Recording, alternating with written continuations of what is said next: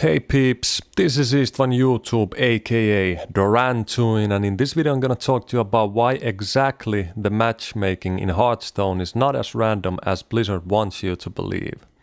Now, this is a debate that's been going on for ages, and while a lot of fanboys love spouting Blizzard propaganda without any actual thought behind it, a lot of the more intelligent players seem to agree with these theories, at least on some level, and they should, in my opinion.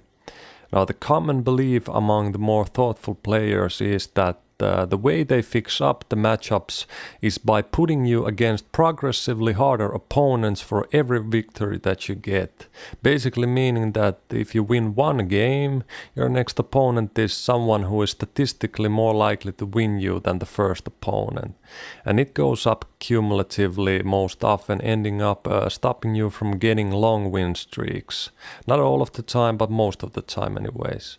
And it also works the other way around, in my opinion, which for the most part avoids you from getting huge losing streaks as well.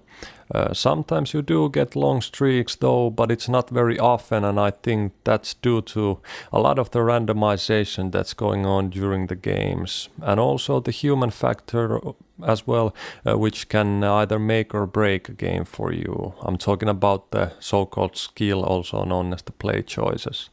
Now, the first question that you might ask is why would they do that? I mean, why would they manipulate the matchups against you, aiming for you to get an even chance of losing and winning games in general? Now, if you have any knowledge on business in general, you'll soon realize that it's actually very profitable for the company to have you lose nearly as many games as you win. And this is because it forces you to play more to reach your desired goals. Whether it's ranking up or grinding wins for gold, it all takes longer time, so you'll play more. And that's called conversion. And it helps the company in every single way, basically. The more time you spend playing, the more time you spend thinking about the game, aka the addiction factor, and talking about the game, aka the peer-to-peer marketing factor, and hopefully even purchasing within the game, aka the income factor. But that's not all, man. Losing a game for pretty much every win you get can make you really frustrated, and frustration within an IAP-enabled game environment is very hazardous for a basic consumer, but very lucrative in return for the service provider, because even though in rare occasions it might just cause the player to stop playing the game altogether due to frustration, more often than not the player actually wants to play even more because they are addicted to the game and can't stand the idea of giving up. Because it makes you feel like a loser or a quitter, man. That's fucking psychology, really, man. So what do you do when you feel like you're losing 50% of the time and your progression is pretty much halted? You try to reason. You try to find ways to up your chances of winning, to get the upper hand, man, basically. And the only logical way to up your chances that you can come up with is either to play better decks or play better cards in your existing decks. That makes sense, right? And to get better decks or better cards in Hearthstone, you need to either craft them with dust, which you can only get by destroying other cards that you own, or by buying card packs, which gives you 5 random cards out of which none might be something that you're actually looking for.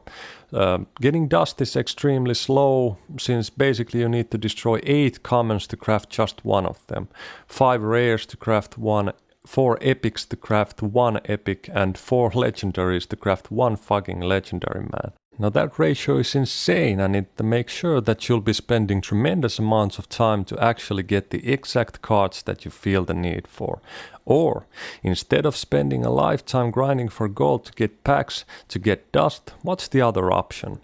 Well, you buy card packs with real money to improve your chances of getting the exact cards that you need with luck, and to accelerate your dust gain so you could craft those cards sooner, hopefully making your decks better and upping your win rates, to relieve the frustration you're experiencing, and to actually make you feel better about playing the game, and to actually make you feel like you're going somewhere. That's just good business, man. To me, it seems like the most obvious thing in the world, but still some players are like, nah, man, you tinfoiling. They have no reason to do any of that. Like, what the fuck? They have every reason in the world to optimize the conversion rates and to maximize their income. They're a fucking corporation, man, not a charity.